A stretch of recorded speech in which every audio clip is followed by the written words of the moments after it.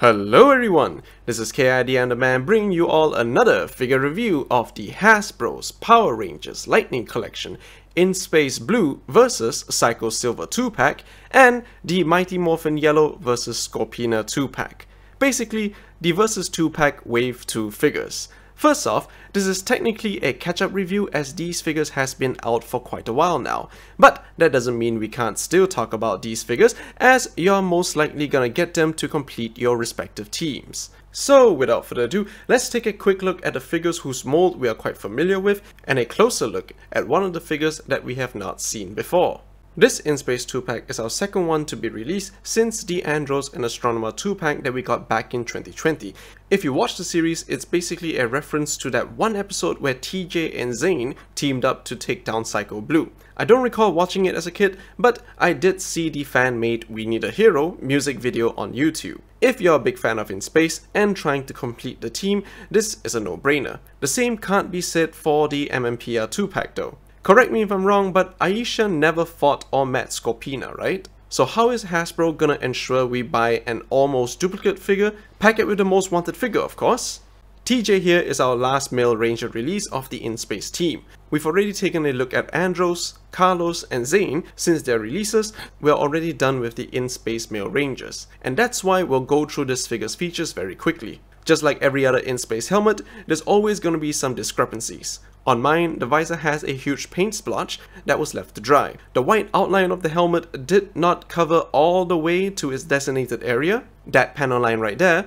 The forehead visor wasn't printed on accurately too, showing additional bleeding outside of the sculpt. It's a bit bothersome to paint this part as it's coated in a glossy coat. So if you want to, that's an extra step. Guess we're lucky that this is getting a single release, right? The torso of the figure is nicely printed on. Sadly, it's only one coating. The rest of the figure is pretty standard, such as the arms, belt, legs and boots. Plastic quality may vary, but it's pretty much what you expect. You got the weapon holding hands, fists, karate chop hand, the astro blaster, the astro axe, a standard effect piece, and his head, which is sculpted on pretty good. It's a single solid plastic piece molded in the image of Selwyn Ward. Plus, the painting on his head really defines his look. To put the effect piece in, it should be standard procedure by now. You find the hole or slit, take the pointy end of the weapon and slip it in. You're now ready for an Astro Smash. Word of caution, the paint on these weapons aren't sealed properly, so expect paint chipping. So here's TJ with his Psycho counterpart. With the release of Psycho Silver, I assume we're pretty much done milking the Psycho Ranger body mold, right? Being one of the most wanted characters in figure form, we finally got the final piece of the puzzle. Albeit, he never was a part of the puzzle to begin with. The silver on this figure is amazing as is quite reflective on camera when the spotlight shines on it, although the gold on him leaves a lot to be desired. The helmet of the figure is nice and glossy too. For the rest of the figure, it's your pretty standard Psycho body mold, with all of the nice sculpting and painted bumps. As for the arms of the figure, it's pretty good. So remember when I said the silver part of the figure is reflective? Well, that can be seen here on his gauntlets. Even after turning off my spotlight, you can see how reflective it is under my ceiling light. My only crap about this figure though is that the legs are a bit uneven. That's mainly due to one of the hip joints being slightly higher than the other. So that kinda makes posing a little bit more difficult. But all in all, this is the exact same Psycho Ranger that we've got in the past with a paint difference. There's his weapon holding hands, fists, Psycho Storm hands, a Psycho Silverizer, nicely painted by the way, a shareable effect piece with In Space Blue, and his head, which is molded in a much more serious, mature look. Kinda reminds me of Alan Ritchson from Reacher. His eyes, however, does look a bit slanted though. Comparing it to the charming In Space Silver head sculpt, they're basically different looking faces. But if you want a head that's more show accurate, you're better off with the one that came from Walgreens. So here's the one from Walgreens. As for Trini, Aisha, is pretty much the same figure as the Trini release. You might see some minor variations here and there, but it's ultimately the same figure. And Hasbro is genius for including her in her respective 2-pack with Scorpina. One of the main differences I've noticed on Aisha is the tone of yellow she is painted in, which looks a little brighter than the original. The Tiger Fang, however, is slightly out of place, but the rest of the helmet is amazing. We've got your standard body mold and a slight belt morpher paint application difference. Here's her boots and the back of the figure. Comes with weapon holding hands, Karate Chop hand, Blade Blaster holding hand, a Blade Blaster in Bang Bang Bang mode, Blade Blaster in Blade mode, Power Daggers, 2 standard effect piece, where you know the drill of licking it before sticking it, and a head, which is nicely sculpted and painted all throughout. They even painted the earrings and gave her a yellow scrunchie. Bringing in her head from the metallic yellow set, you can see how the short hair Aisha looks a bit younger than the latter. But if I had to choose between the two, I think I prefer the short hair Aisha better. Since it's known that the metallic yellow helmet is a slightly different mold, here's a side-by-side comparison. As for Trini's helmet, it looks identical to me, just in a slightly darker yellow. But luckily, Aisha's Tiger Fang is more closer or accurate on the mold. So it's really a hit or miss with the paint job. And here's Aisha with Trini. Last but not least, the moment you've all been waiting for, here's Scorpina, another fantastic figure from Hasbro themselves. I personally don't have any favoritism to Scorpina, as when she debuted I was just a newborn baby. And watching MMPR didn't do much either. But I will say, this figure is more phenomenal, as Hasbro did an amazing job. The painting and the sculpting is top notch. They captured the face of the actress as best they could, which translated in figure form quite well. The details of the helmet looks awesome. Although it's not fully painted, don't quote me on that, they did paint the areas that count. The hair is nicely sculpted, and not to mention the rest of the helmet is pretty good too. As for the torso, it's awakening something inside of me, but it's nicely painted all throughout the figure. They even painted the silver belt thingies all over the abdomen. I honestly don't see any sort of missing paint in this area. If you were to tell me that this is an SH Figuarts, I wouldn't even know the differences. I especially like the weathered look on the silver of the figure, making her arms look a bit worn out from battle. Sadly though, the breastplate on mine is a bit off-centered. But I'm a good guy, I won't point it out to her, which might lower her self-esteem. That's exactly what a nice guy would do. The left arm is also another fantastic piece of art, with the armor details molded on. I can't really fault Hasbro for any missing paint, if any, as clearly the budget for the painting went to her. Is it body harness or chest harness?